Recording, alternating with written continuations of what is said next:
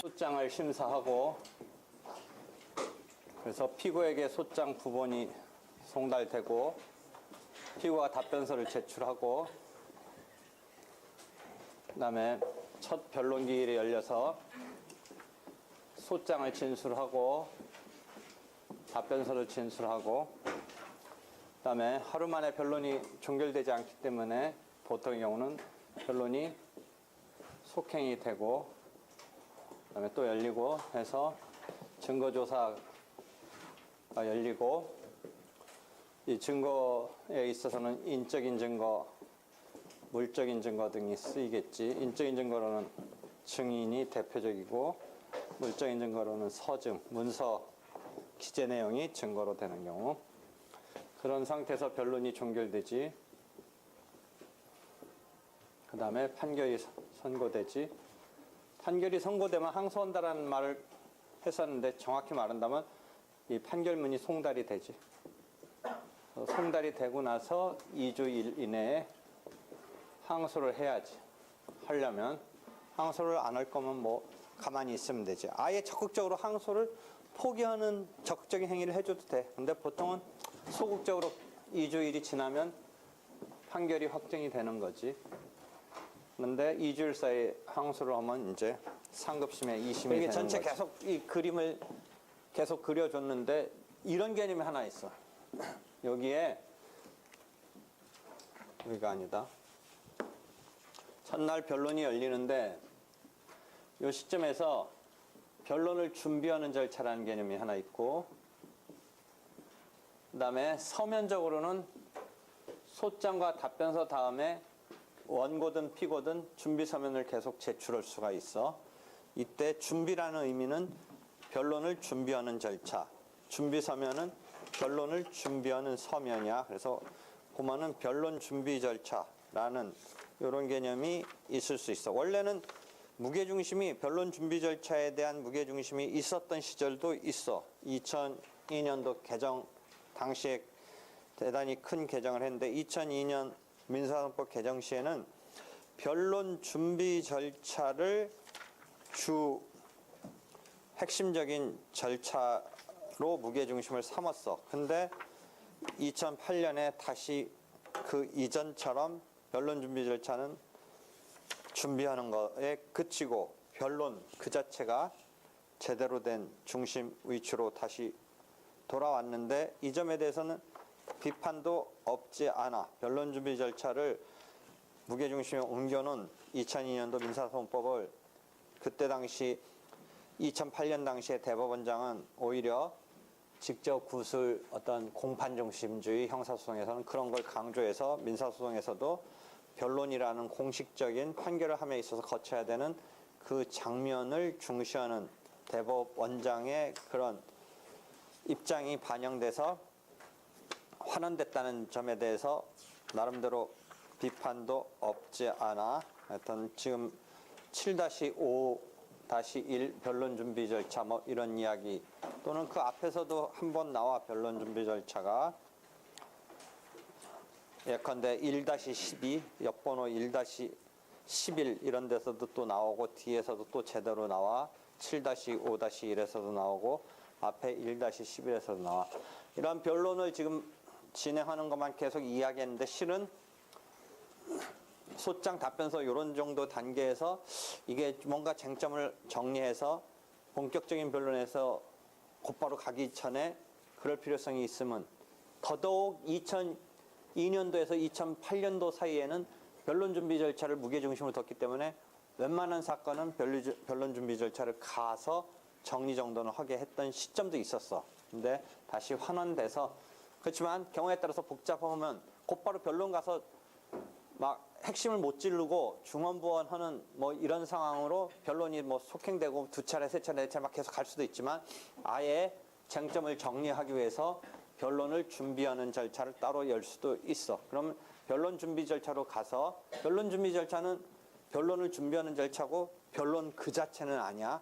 변론은 판사 3명의 합의체라면 3명의 판사가 들어가서 이렇게 법정에서 공개, 쌍방, 직접 구술 심리를 해야 되는데 변론 준비 절차는 공식적인 법정이 아니고 판사실이든 변론 준비 절차실이든 공식적인 법정이 아닌 데서 당사자를 데리고서 쟁점을 조금 격식 없이 할 수 있는 이런 공식적인 변론 절차는 아니야. 그래서 그 변론 준비 절차에서 쟁점을 모두어서 정리정돈해서 이제 변론에 들어가서는 가지 다 치고, 그래 니네들이 원하는 게 뭐냐, 니네들이 지금 불만을 갖고 싸움을 하는 내용이 뭐냐라고 정리정돈된 것만 갖고 가서 변론을 열어. 그러니까 집중심리주의라는 용어, 뉘앙스 알겠지? 집중적으로 심리를 해라. 집중심리를 하기 위해서는 가지를 쳐야 돼.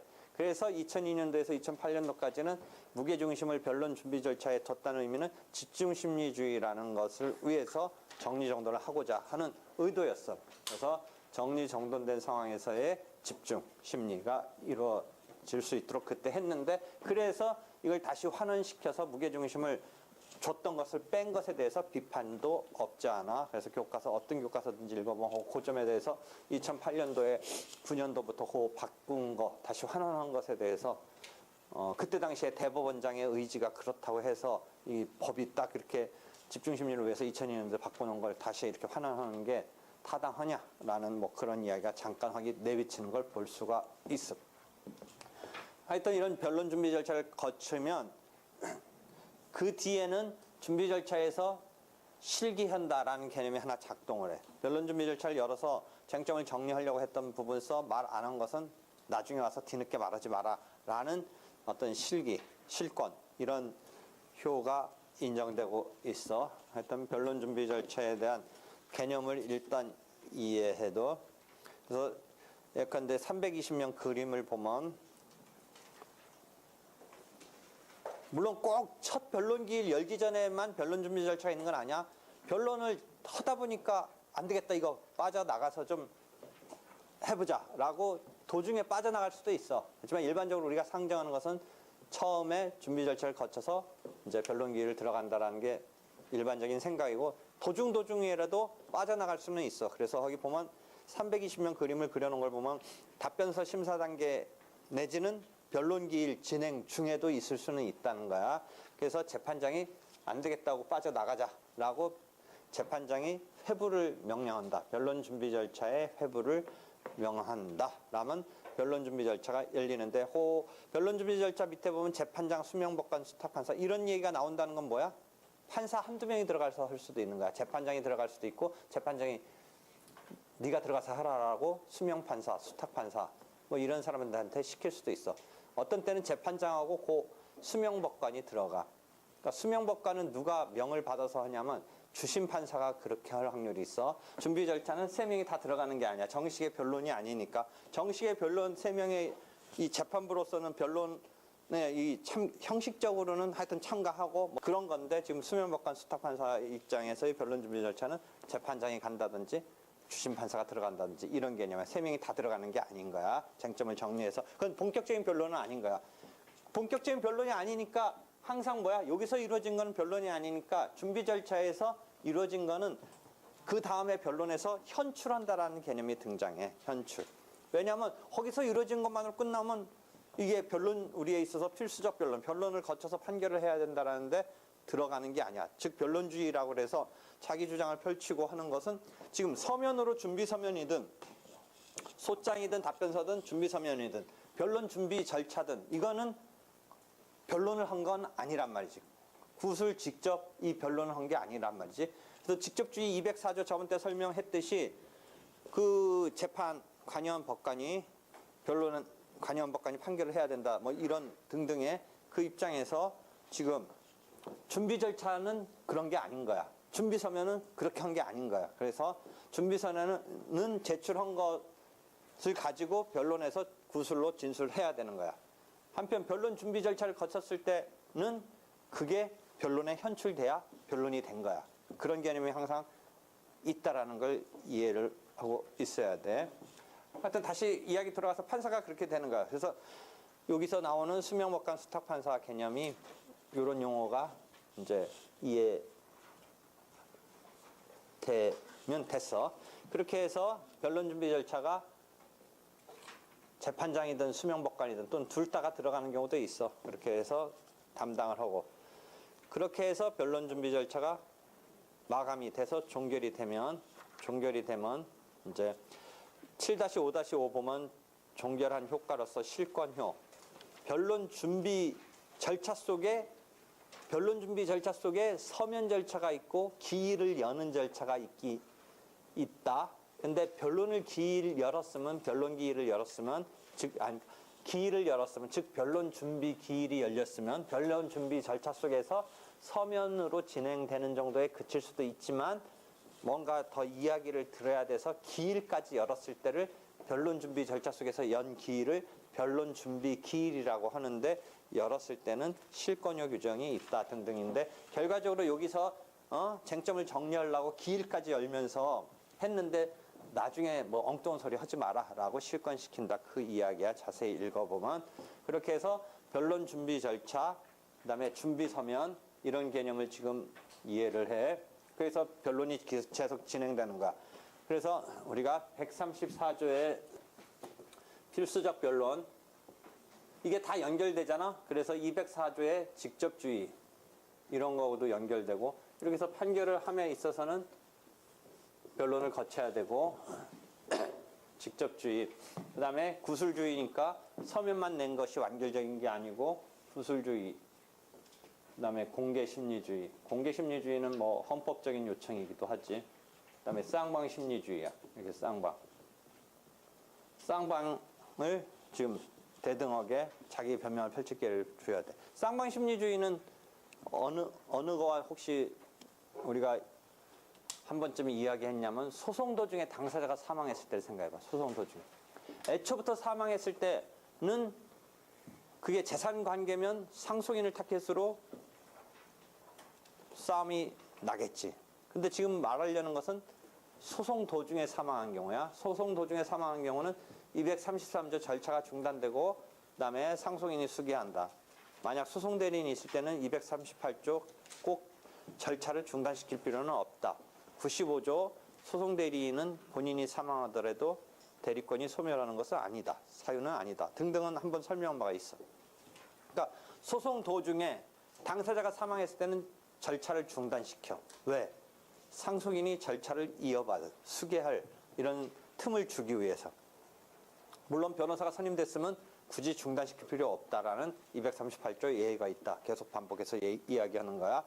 절차를 중단시키는 그 밑바탕에 깔린 이 상황은 뭐야? 둘이 싸우고 있는데 한쪽이 사망을 했어. 방어를 못 펼치잖아. 그러니까 쌍방 심리주의를 충족시켜주기 위해서는 실질적으로 지금 한 명이 죽어버리면서 꼬꾸라지니까 쌍방 심리가 이게 안 되는 거니까 그 심리를 시키기 위해서 절차를 스톱시키는 거야. 그 다음에 누구를 등장시키는 거야? 상속인 빨리 들어와라. 그래서 상속인이 들어와서 다시 쌍방을 맞춰주는 거야. 그런데 여기에 변호사가 선임되어 있으면 죽은 자한테 변호사가 커버링을 잘 해주는 거라는 전제에 238조가 굳이 중단시킬 필요 없는 것으로 규정하고 있는 거야. 그 다음에 그 또 실질적인 이유는 뭐야? 본인이 사망했을 때 일반적인 민법에서는 임의대리인인 소송대리인 이런 사람이 임의잖아. 임의대리인은 본인이 사망하면 원래 대리권이 끝나야 돼. 소멸해야 돼. 민법적으로는. 근데 소송법은 변호사가 임의대리인이 돼서 소송대리인으로 등장하는 게 원칙이니까 그 신뢰관계에 있어서 변호사라는 사람이니까 굳이 신뢰관계가 있으니까 사망했더라도 대리권 관계를 끝났다고 보지 않고 그게 95조 얘기고 그러다 보니까 238조에 와서 중단을 시킬 필요까지는 없다고 생각한 것이다. 이렇게 내가 설명을 했지. 이해되겠어? 그러니까 이 쌍방심리주의는 지금 당사자가 사망한 경우를 상정해보면 이해가 될 수 있어. 그래서 절차가 중단되고 상속인 등이 수개해야 된다라는 이런 식으로 작동을 함을 알 수가 있어. 한편 이런 경우는 어떻겠어? 당사자가 그러면 결석한 경우에는 이것도 언뜻 생각해보면 쌍방심리주의와 관련해서 결석한 경우 이거 어떻게 될 건가?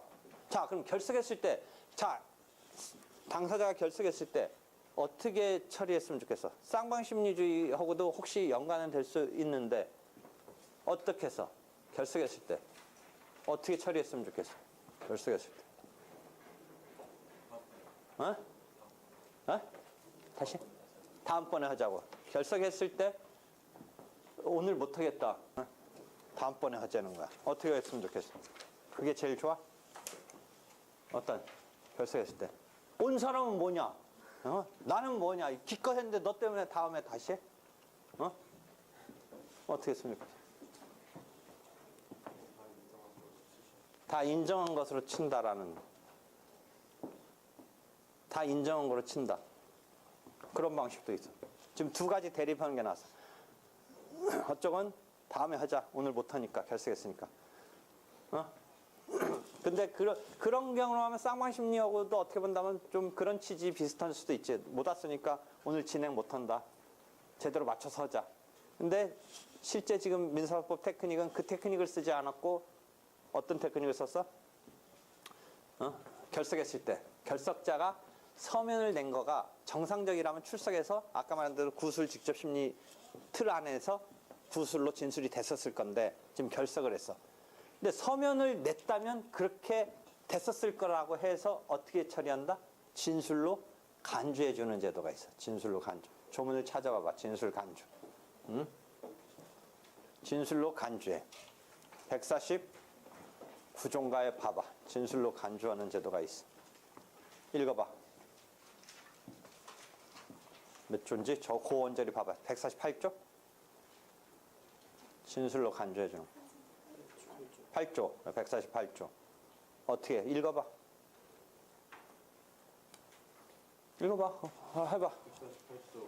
한쪽 당사자가 출석하지 아니한 경우 제1항 원고 또는 피고가 변론 기일에 출석하지 아니하거나 출석하고도 본안에 관하여 변론하지 아니한 때에는 그가 제출한 소장 답변서 그 밖의 준비 서면에 적혀있는 사항을 진술한 것으로 보고 출석한 상대방에게 변론을 명할 수 있다. 자, 그러니까 결석한 경우는 지금 쌍방심리주의와 관련해서는 진행 못하거나 뭔가 부족하거나 이거 뭔가 쌍방심리에 이게 역행하는 듯한 느낌은 들지만 지금 그렇게 처리하지는 않았어. 그래서 못한다 이렇게는 안 했어. 지금 실제 어떻게 처리해준다? 148조가 그 사람이 서면 등을 냈었으면 정상적인 경우라면 와서 진술을 할 의도로 냈다. 그런데 지금 뭔가 때문에 안 왔다. 실제 당사자가 결석했을 때 거기 좀 아까 조문을 보면 곧 당사자가 출석하지 않은 경우 말고 어떤 경우가 있냐면 출석했으나 변론하지 않은 경우까지도 결석이야. 여기는. 이 결석이라는 의미를 내가 언제 이런 용어 한번 썼어. 한번 어디서 얘기해 줬는데 결석이라는 것을 언제 얘기해 줬어? 언제? 변론 능력에서 해줬지. 144조에 진술이 금지된다 뭐 이런 거 변론 능력 뭐 이런 개념 써. 진술이 금지됐으니까 물리적으로는 왔어도 진술이 금지되니까 변론을 못하는 거야. 이것도 결석이라고 할 때 한번 얘기해 줬지. 그렇지? 그러니까 물리적으로 안 간 건 뭐 물론 결석이지만 갔는데 무엇 때문에 실제는 진술이 금지됐다는 것은 이타적으로 자기 의사가 아니라 금지됐다라고 해서 억제돼서 못한 건데 스스로 안 할 수도 있어. 그런 경우는 나중에 한번 내가 설명할게. 갔는데 그 다음에 진술이 금지된 것도 아닌데 안 할 수도 있어. 왜냐하면 어떤 경우냐면 나중에 한번 얘기해 주는데 쌍방이 저쪽에 안 왔을 때는 내가 굳이 변론할 필요 없이 그냥 변론 안 하는 경우도 있을 수 있어. 쌍방이 불출석되는 어떤 그런 쪽의 흐름으로 이걸 가게 할 필요성이 있을 때는 있어. 일단 그런 거가 있을 수 있다고 생각하고 148조가 지금 우리 법은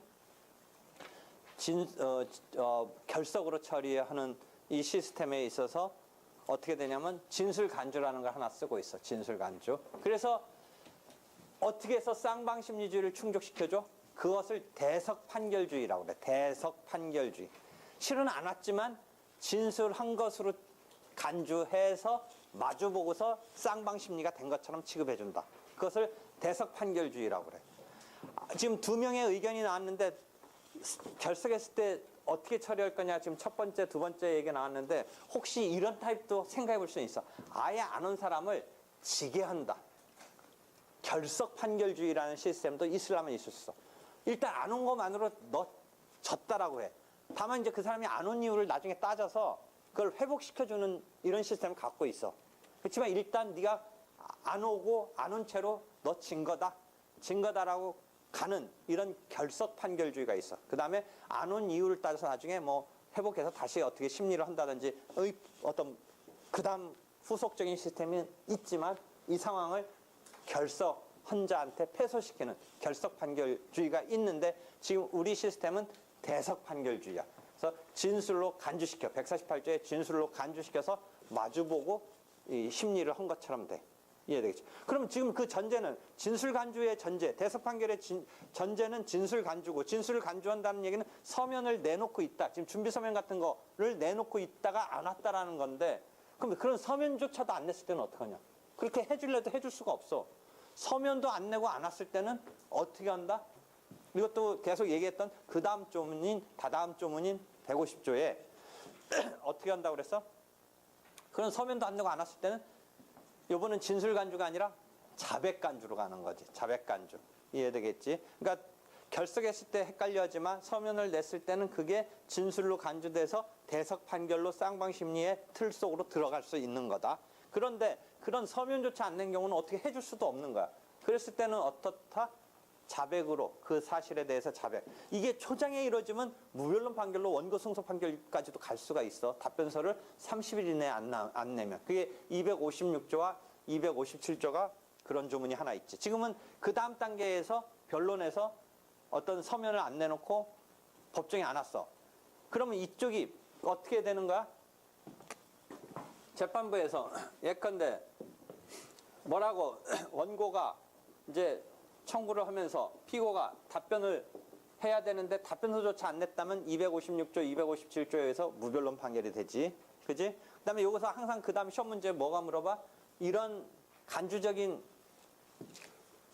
취급을 해서 무변론 판결을 한다든지 지금 150조에서 자백 간주로 함에 있어서의 전제는 뭐야? 상대방이 전개해온 공격을 내가 인지하고서 대꾸를 안 해줬다라는 거잖아. 그지? 무변론 판결이든 지금 답변도 안 오고 안 갔다라는 거는. 그러니까 그 전제는 상대방이 공격하고 있는 것을 내가 인지하는 그 절차에서 공시송달의 경우는 제외시켜준다. 그거 계속 설명해 주지. 공시송달의 경우는 그러하지 아니하다라는 예외가 계속 작동한다라고 그랬지. 왜냐면 송달은 송달인데 공시송달은 내가 그것을 갖다가 전달받아서 의식했다라는 기능을 살상 못한다는 거지. 그 어떤 전달하는 문서가 공시송달로 돼버리면 받아들인 입장에서는 그 내용을 파악했다라고 하는 송달의 기능이 실현됐다라고 보기가 어렵다라는 거지. 그러니까 그 경우는 배제하고 있지. 그런 식의 상황의 결석을 했을 때 150조 1항 3항에 의해서 자백 간주로 취급된다는 게 등장하고 있어. 그러니까 지금 우리가 쌍방심리주의 얘기하다가 어디까지 갔어? 당사자가 결석하는 경우, 당사자가 결석한 경우에 있어서 조문이 148조, 150조가 됐어.